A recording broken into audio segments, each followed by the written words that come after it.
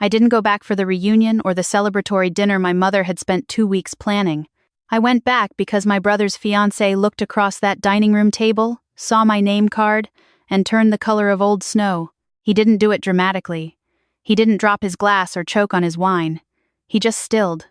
The way people still when something they feared arrives ahead of schedule. His eyes found mine, then moved to my mother, then came back to me with a kind of controlled dread I recognized immediately. Not personal recognition, professional. My mother, because she has always had perfect timing for the wrong things, chose that exact moment to lean toward the woman beside her and say, just loud enough, she works some government desk job. Very impressive for someone who couldn't even finish what she started. Polite laughter from an aunt. My father studying his roast chicken like it held answers. My brother reaching for his wine with the focused purpose of someone who has spent 30 years pretending not to hear things. And across the table, his fiancé, Marcus, still pale, still watching me with the careful expression of a man doing very fast math. He knew what I did. He knew exactly what I could do. And he understood, perhaps before anyone else in that room, that my mother had just made a significant miscalculation. But you can't understand that evening without understanding what happened 9 years before it. I was 19 when my parents made their position perfectly clear, not in one conversation, but in 100 small ones that all said the same thing. I was the version of their children they had decided required less. It started with OSAP. I'd filled out the application carefully, the Ontario Student Assistance Program forms that determined how much financial aid I'd receive for my first year at Western. The process required parental income information, parental contribution estimates. My mother sat at the kitchen table in our house in Hamilton and filled out her section without asking me any questions. She signed where indicated and slid it back across the table. That September, my aid package came in lower than I'd projected. Not catastrophically, just enough that I had to start calculating. Ramen mathematics. Shift scheduling at the cafe downtown, closing 3 nights a week, opening twice. I managed. Barely, but I managed. My brother started university 2 years after me. My parents drove him to Queens and Kingston with a packed car and a prepaid meal plan, and what I later learned was a $30,000 RESP they had been building since he was 4. A registered education savings plan. The kind responsible parents open when children are small, tuck money into quietly, and present at the right moment like a gift they'd been planning all along. I didn't know about it then. I assumed it didn't exist, because if it had existed, surely it would have been mentioned when I was sitting at that table with my OSAP forms and my tuition bill and my careful, hopeful face. I assumed wrong. Second year, a clerical issue with my application triggered a reassessment of my file. The aid office at Western sent a letter explaining that the parental contribution declared on my original application didn't match the follow-up income verification submitted midway through my first year. There was a discrepancy. Not large, but enough to adjust my eligibility. Enough to matter. I went home that reading week and sat down with my mother and explained it. She poured herself tea and listened with the particular expression she reserved for things she'd already decided weren't her problem. The government makes errors all the time, she said. It's not an error, I told her. There's a gap between what you declared you'd contribute and what was actually deposited. I need to understand what happened so I can appeal. My father walked in from the garage, heard the word appeal, and decided to make himself a sandwich. We gave you what we could, my mother said. We're not a bank. I'm not asking you to be a bank. I'm asking you to help me understand the discrepancy so I can fix it, my father said, from behind the open refrigerator door. We've got a lot of expenses right now. He meant my brother. He didn't say it, but the refrigerator door was convenient cover for not having to see my face when he implied it. I sat very still at that table. The way you sit when you're making a decision so quietly inside yourself that you need your body to stop moving to hear it. Did you open and resp for me? I asked. A pause. My mother's cup touched the saucer with the specific precision of someone giving themselves a moment. That's not really relevant. It was the answer to my question. I drove back to London that Sunday. I did the paperwork to take on additional student loans, rearranged my course load to cut costs, and picked up a 4th shift at the cafe. I finished the year. I finished the next one. I graduated in 4 years with a degree in public administration and a debt load I could map out to the dollar. The morning I graduated, my parents did not come. My mother sent a card. My brother texted a thumbs up emoji. I stood outside Convocation Hall in my rented gown in October sunshine with my roommate and her family, who had brought a cake in a box and extra streamers, and felt something I didn't have a word for yet. Proud wasn't quite it. Proud still looked outward, still needed an audience. What I felt was more like proof, internal, unwitnessable, mine. I applied to the Financial Services Regulatory Authority of Ontario, FSRA, the body that licenses and supervises mortgage brokers, financial advisors, insurance agents. The work sounded dry to people who didn't understand it. Licensing, compliance, suitability reviews, desk work with long document trails and measured language and consequences that arrived not with noise but with letters on official letterhead that could end careers or redirect them entirely. To me, it felt like safety. A system where the rules were visible, where what you submitted had to match what you'd declared, where paperwork told the truth whether or not people wanted it to. I was good at it. Quietly, without announcement, I was very good at it. By year 6, I'd moved into a senior compliance role. I reviewed files that determined whether individuals and firms retained their registration to operate in Ontario's financial services sector. A registered mortgage broker could lose standing over undisclosed conflicts of interest, misrepresented credentials, patterns of unsuitable advice. The process was not punitive, it was structural, evidence-based, impartial. The authority it carried was not something you mentioned at family dinners, which was fine, because I had not been to a family dinner in 4 years. My brother's engagement changed that. His name was Ryan. His fiancé was Marcus Proulx, a mortgage broker out of a mid-sized brokerage in Mississauga, with a growing client base and a LinkedIn profile that photographed well.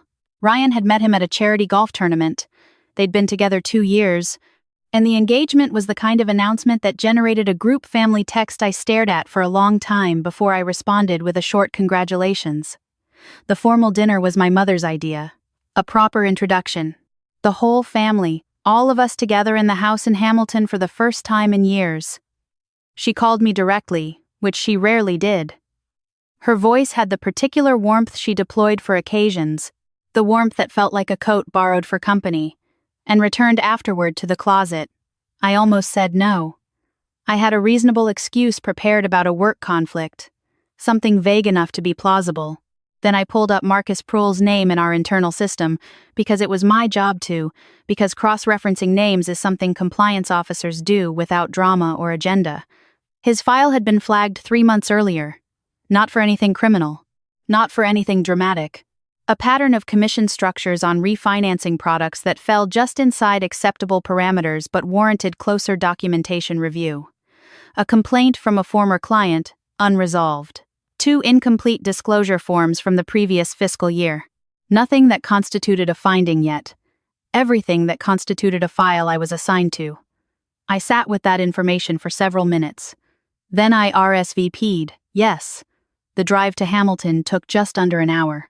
I'd timed it to arrive after the initial flurry of arrivals, not conspicuously late, just late enough to avoid standing in the front hallway while my mother assessed my outfit.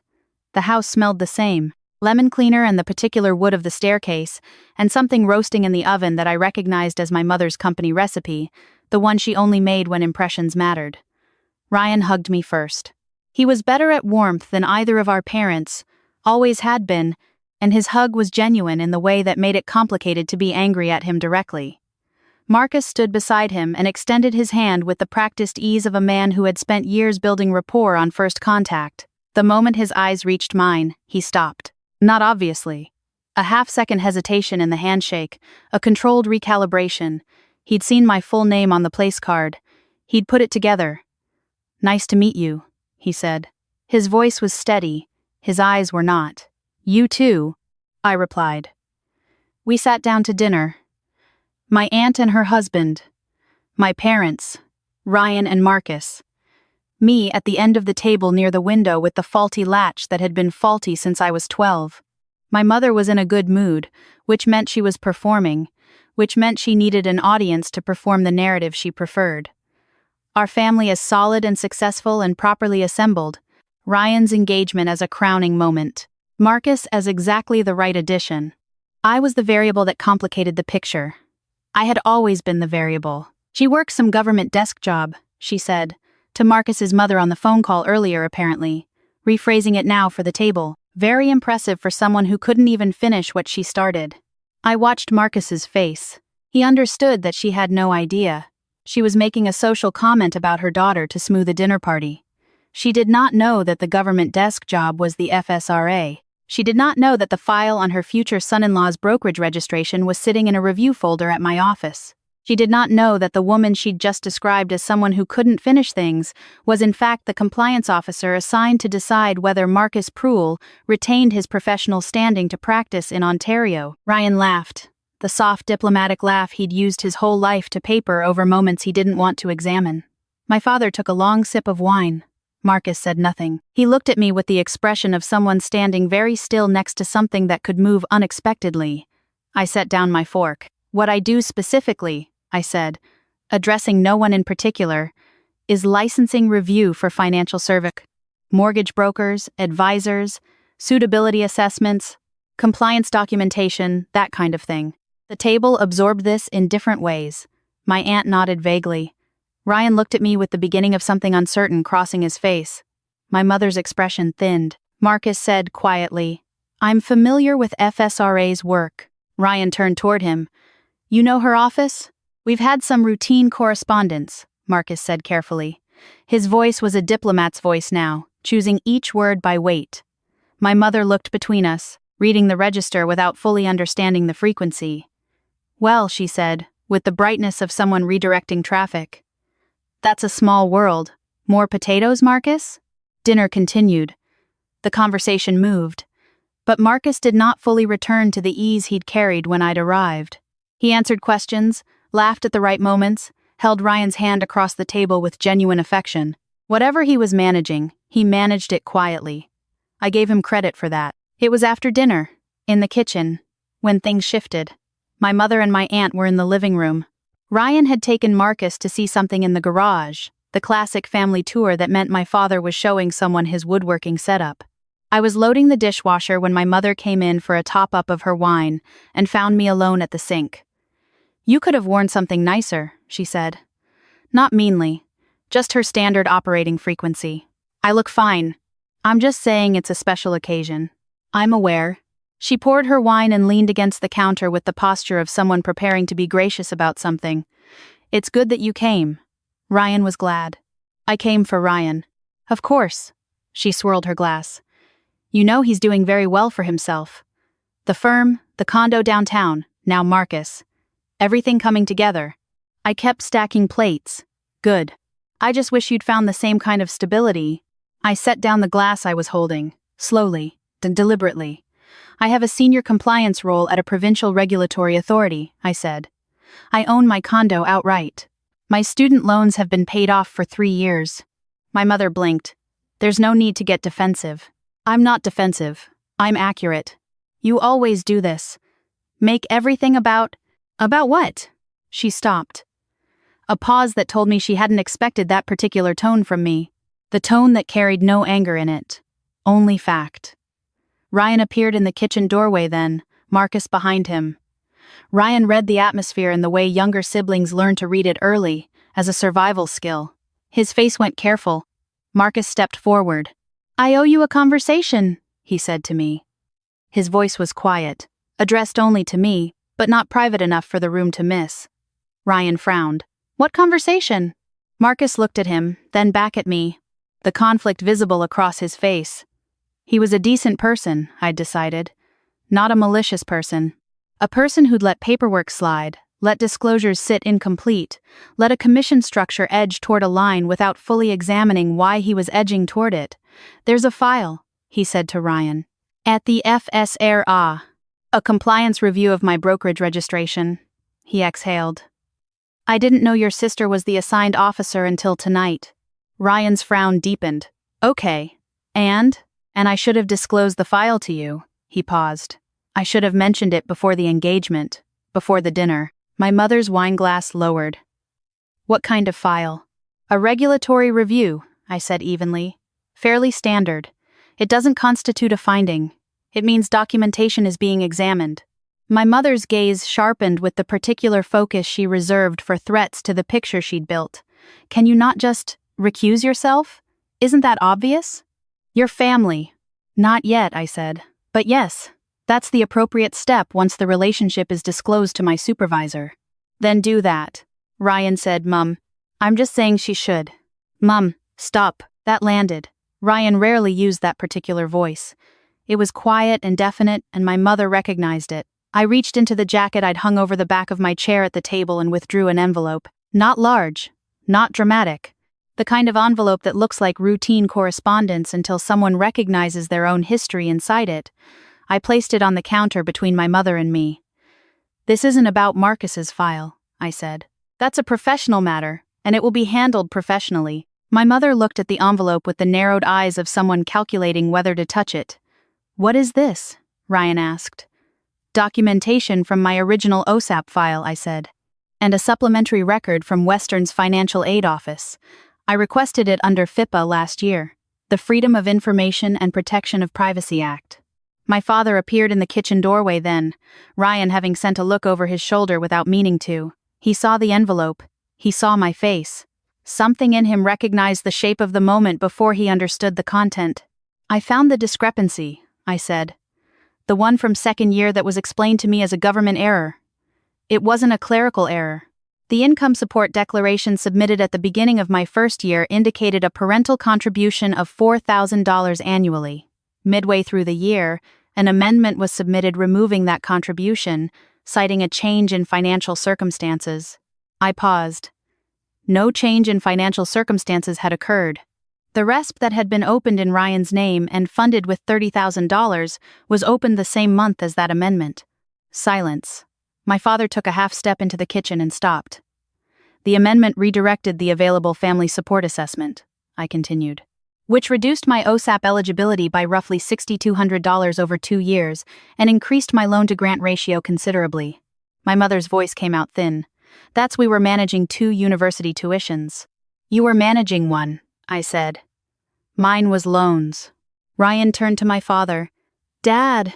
My father's face had gone the color of someone who had spent years telling himself a version of events that had just met its documentation.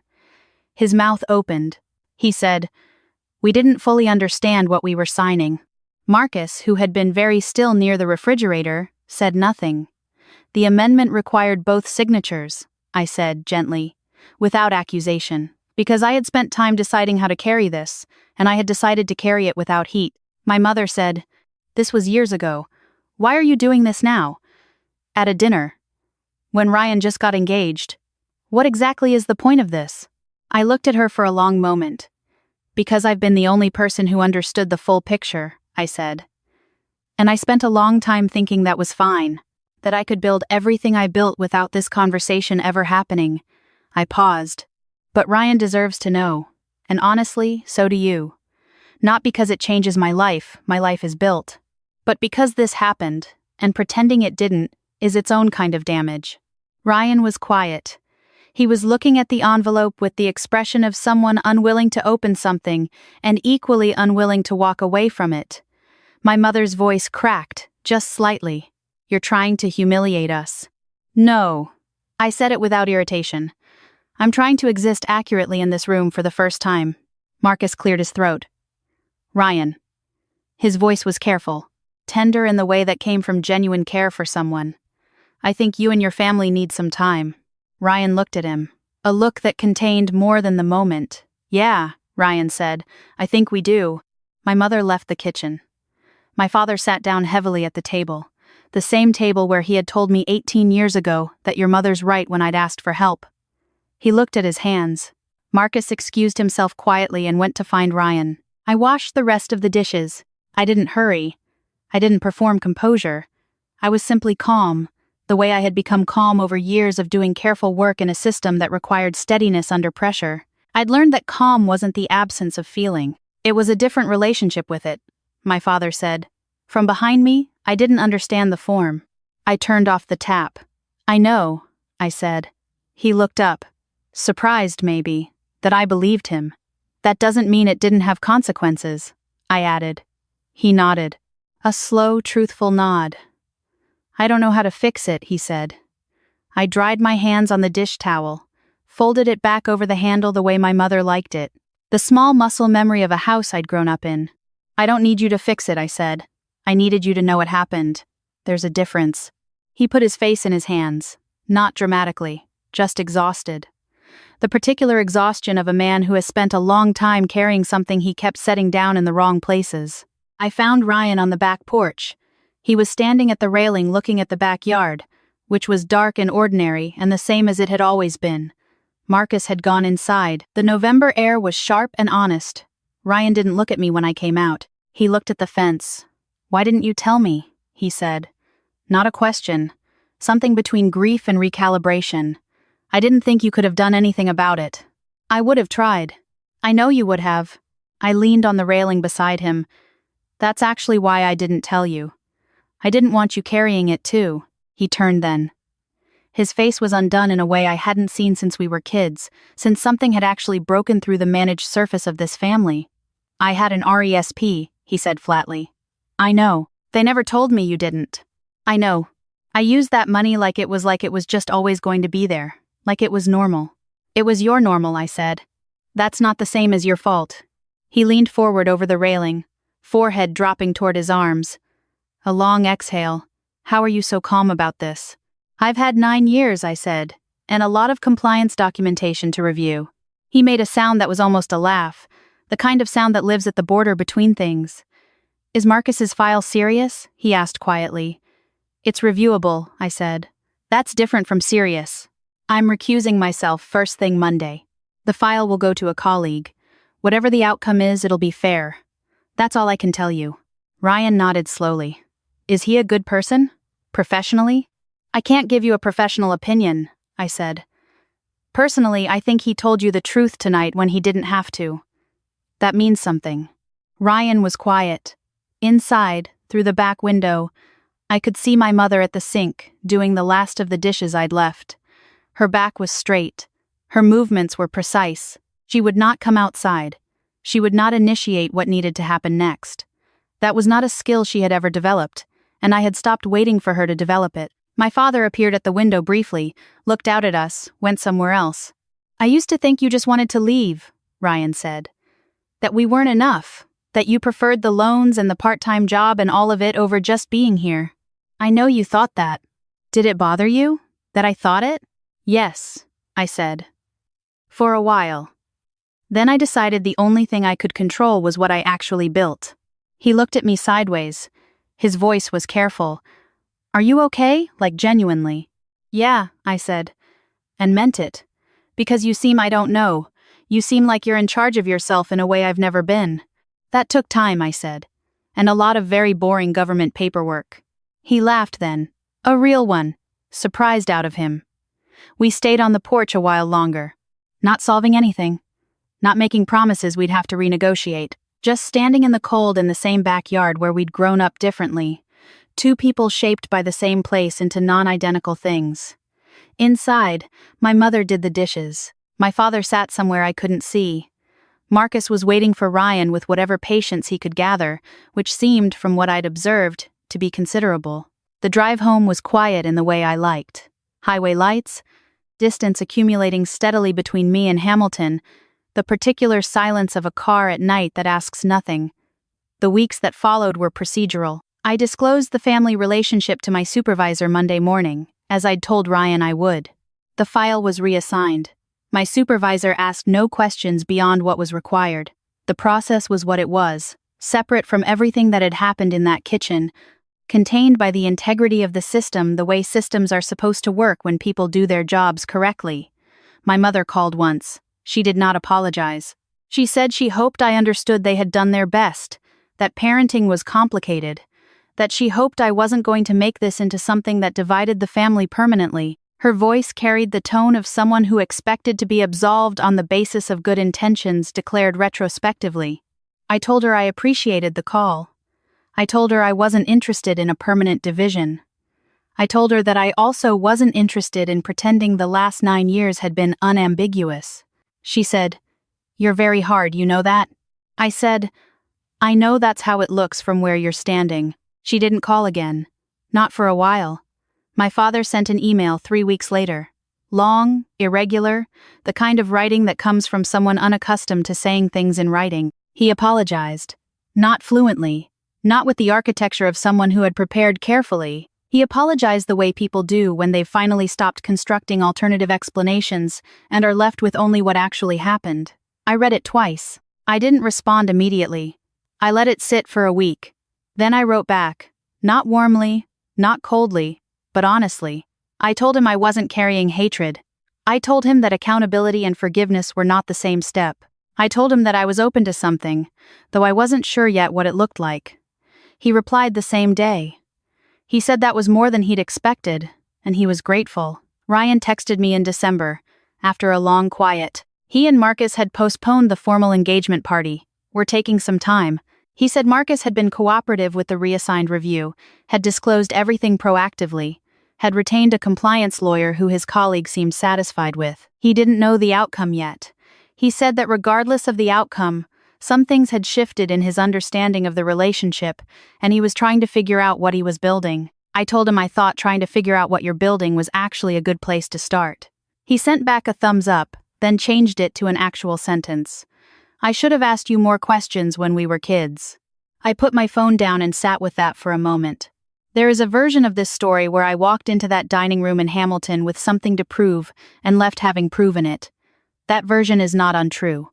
Proof was somewhere inside my reason for going. But it wasn't the whole architecture. I went because I had built something real. Because I had built it without any of the scaffolding they'd decided wasn't for me, and I wanted to exist in the same room as that fact for once. Not loudly. Not with a speech.